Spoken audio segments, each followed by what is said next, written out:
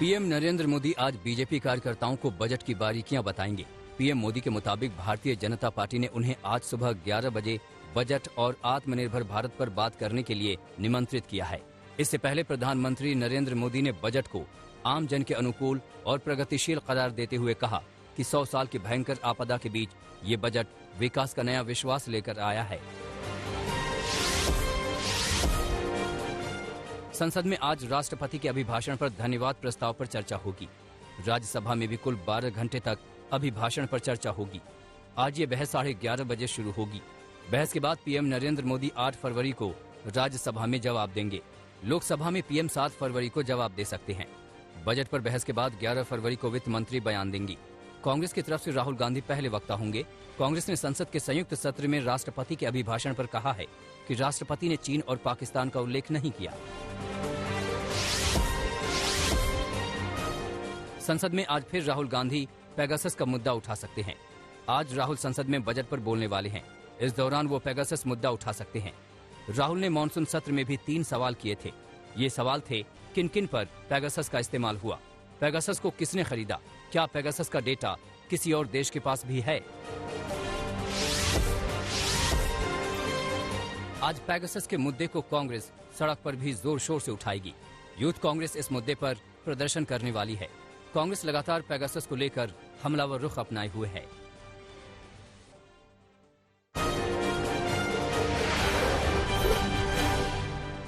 UP में BJP ने उम्मीदवारों की एक और लिस्ट जारी की है, लेकिन इस लिस्ट में स्वाति सिंह का नाम नहीं है। सरोजनी नगर से स्वाति सिंह का टिकट कट गया है। उनकी जगह बीजेपी ने प्रवर्तन निदेशालय के पूर्व ज्वाइंट डायरेक्टर राजेश्वर सिंह को प्रत्याशी बनाया है। बीजेपी ने नई लिस्ट में 17 उम्मीदवारों के नाम का ऐलान किया है।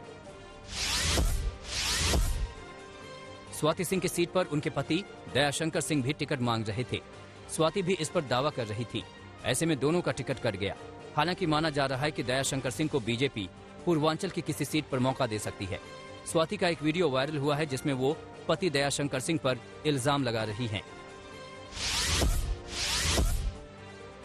यूपी में छिड़ी चुनावी जंग में वित्त मंत्री निर्मला सीतारमण की टिप्पणी उठ रही है। बजट पेश करने के बाद वित्त मंत्री निर्मला सीतारमण मीडिया से रूबरू थी। राहुल की नाराजगी के बारे में पूछने पर निर्मला ने उनकी इस टिप्पणी को यूपी टाइप करार दिया था। I think he's given that typical UP type of an answer, which is good enough for a MP who ran away from UP. है ना? कांग्रेस ने वित्त मंत्री की टिप्पणी पर ऐतराज किया है। प्रियंका गांधी ने लिखा कि आपने यूपी के लिए बजट के झोले में कुछ डाला नहीं, ठीक है, लेकिन यूपी के लोगों का इस तरह अपमान करने की क्या जरूरत थी। यूपी में आज भी दिग्गजों के धुआंधार प्रचार का दिन है। राज्य में मायावती की पहली जनसभा होगी। मथुरा और बुलंदशहर में सीएम योगी प्रचार करेंगे तो अलीगढ़ में अमित शाह की जनसभा होनी है। इसके अलावा रक्षा मंत्री राजनाथ सिंह भी प्रचार मैदान में दिखेंगे। राजनाथ लखीमपुर और पीलीभीत में प्रचार करेंगे।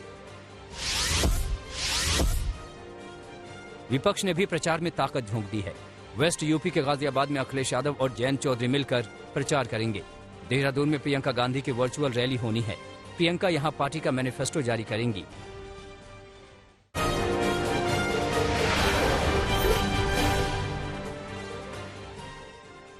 आज प्रधानमंत्री नरेंद्र मोदी बजट पर देश को संबोधित करेंगे। इससे पहले बजट के बाद पीएम मोदी ने बजट की जमकर तारीफ की।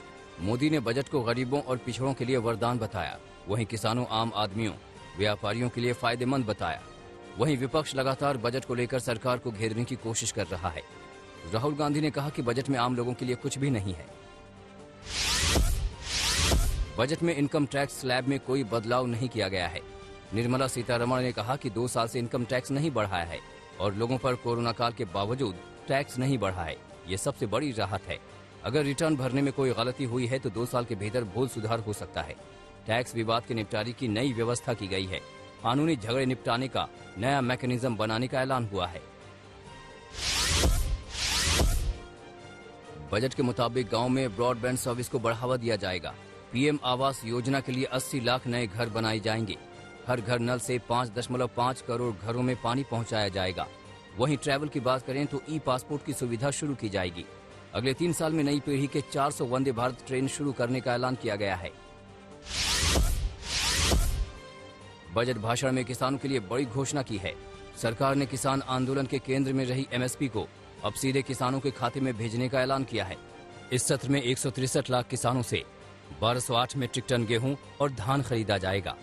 बजट भाषण में सीतारमण ने कहा कि एमएसपी के जरिए किसानों के खाते में 2,37,000 करोड़ रुपए भेजे जाएंगे। साथ ही वित्त मंत्री ने कहा कि कीटनाशक मुक्त खेती को बढ़ाने के लिए प्रयास किया जा रहा है। बजट में आत्मनिर्भर भारत के अंतर्गत 16 लाख नौकरियां दी जाएंगी। वहीं मेक इन इंडिया के तहत 60 लाख नौकरियां आएंगी। अगले 5 साल में 30 लाख अतिरिक्त नौकरियां पैदा करने का वादा किया है। कौशल विकास कार्यक्रमों को नए सिरे से शुरू किया जाएगा ताकि रोजगार के अवसर बढ़ाए जा सके। नेशनल स्किल क्वालिफिकेशन प्रोग्राम उद्योगों की जरूरत के अनुसार बनाया जाएगा। राज्यों में संचालित औद्योगिक प्रशिक्षण केंद्रों को भी जरूरत के अनुसार अपग्रेड किया जाएगा। पीएम ई विद्या के तहत पहले से संचालित 1 क्लास 1 टीवी चैनल प्रोग्राम को और विस्तार दिया जाएगा। शिक्षा से जुड़े 200 टीवी चैनल शुरू होंगे। विश्व स्तरीय डिजिटल यूनिवर्सिटी बनाएंगे। शिक्षा के विस्तार के लिए स्कूलों की हर क्लास में टीवी लगाया जाएगा। वर्चुअल डिजिटल एसेट से आमदनी पर 30% का टैक्स लगेगा। इसका साफ अर्थ है कि क्रिप्टो करेंसी भी इसके दायरे में आ जाएगी और क्रिप्टो करेंसी से आय पर 30% का टैक्स लगेगा। सस्ते और महंगे सामान की बात करें तो विदेश से आने वाली मशीनरी सस्ती होगी और खेती के उपकरण भी सस्ते होंगे। कपड़े और चमड़े का सामान सस्ता होगा। हीरों के जेवरात पर कस्टम ड्यूटी घटाई गई और छातों पर इम्पोर्ट ड्यूटी 20% बढ़ाई गई है। इस तरह हीरे के जेवर सस्ते होंगे और विदेश से आने वाले छातों पर भी ज्यादा पैसे खर्च करने होंगे।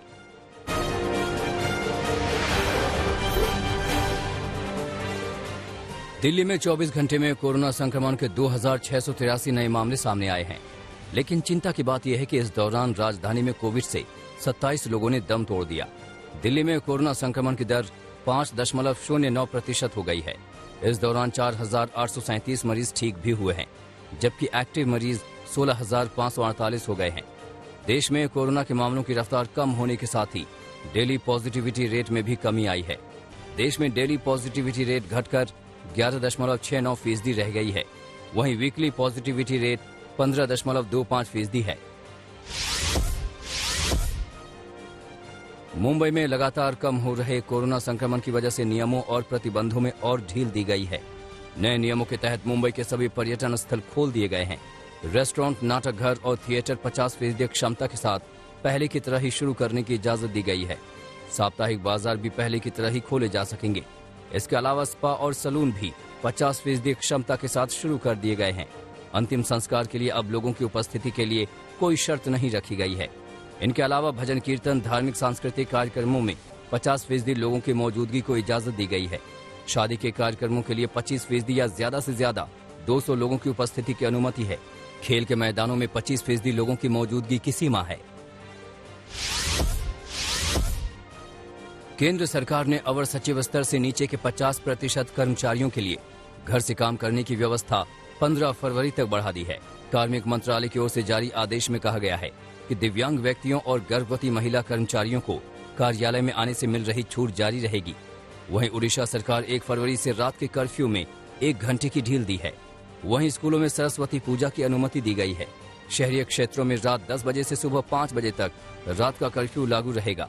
दुकान, मॉल, शॉपिंग कॉम्प्लेक्स, बाजार, हाट, सिनेमा हॉल, स्विमिंग पूल, मनोरंजन परिसर, थिएटर, ऑडिटोरियम, असेंबली हॉल को सुबह 5 बजे से रात 10 बजे तक खुला रखने की अनुमति है।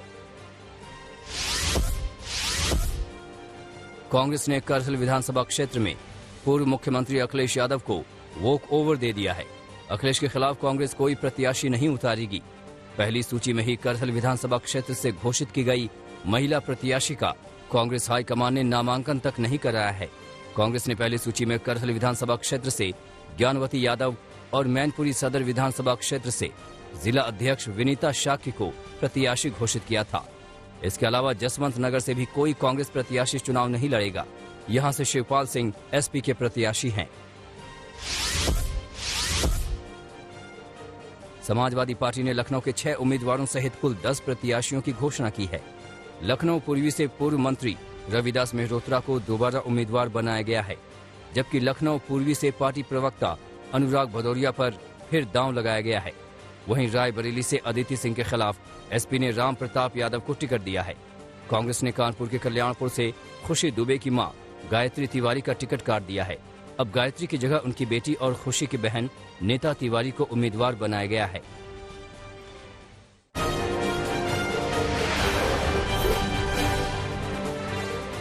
अमेरिकी राष्ट्रपति ने रूस यूक्रेन संकट पर दिया बड़ा बयान। कहा, हम हर चुनौती के लिए हैं तैयार। अमेरिका और मित्र देशों ने रूसी राष्ट्रपति पुतिन के साथ साथ उन नेताओं के नाम को किया है चिन्हित जिन पर जंग होने के हालात में लग सकते हैं कड़े प्रतिबंध। रूस यूक्रेन संकट के बीच रूसी राष्ट्रपति पुतिन ने की हंगरी के प्रधानमंत्री विक्टर ओरबन से मुलाकात।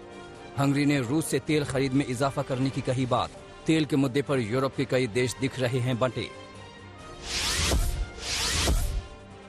संयुक्त राष्ट्र में रूस और अमेरिका ने यूक्रेन संकट पर लगाए एक दूसरे पर आरोप। रूसी राजदूत ने कहा, पश्चिमी देश दे रहे हैं रूस यूक्रेन तनाव को बढ़ावा। साथ ही कहा, अमेरिका ने यूक्रेन में बिठा रखी है नाजी सरकार। अमेरिकी राजदूत ने यूक्रेन सीमा पर 1 लाख रूसी सैनिकों के होने की कही बात। साथ ही रूस के आरोपों को बताया बेबुनियाद। जापान की संसद ने चीन में हो रहे मानवाधिकार उल्लंघन पर एक प्रस्ताव किया पारित। जापानी सरकार करेगी चीन के शिनजियांग इलाके में रह रहे लोगों की मदद। चीन पर शिनजियांग इलाके में रह रहे लोगों पर प्रताड़ना करने का लगता रहा है आरोप। लोगों की स्थिति सुधारने के लिए दूसरे देशों के साथ मिलकर काम करेगी जापान की सरकार। कतर को लेकर अमेरिकी राष्ट्रपति जो बाइडेन ने कही बड़ी बात। बोले, कतर को प्रमुख गैर नाटो सहयोगी बनाने पर हो रही है बात। साथ ही कहा कि मध्य पूर्व में अमेरिका का प्रमुख सहयोगी है कतर। कतर के अमीर शेख तमीम बिन हमद अल थानी से मुलाकात के दौरान बाइडेन ने कही ये बात।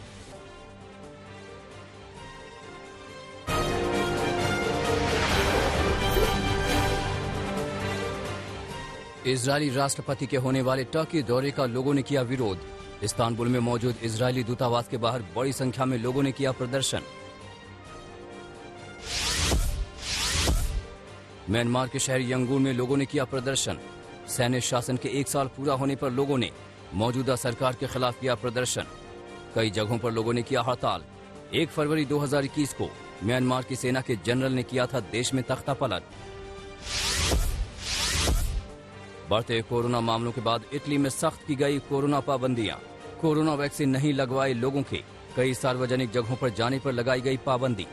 बैंक, पोस्ट ऑफिस, मॉल जैसे कई जगहों पर जाने के लिए दिखाना होगा वैक्सीनेशन सर्टिफिकेट। तेज हवाओं के कारण रनवे पर लैंड नहीं कर सकी ब्रिटिश एयरवेज की विमान। एबरडीन से लंदन एयरपोर्ट लैंड करते वक्त तेज हवाओं के बीच फंसा विमान। तूफान कोरी के कारण यहां चल रही है 120 किलोमीटर प्रति घंटे की रफ्तार से हवाएं।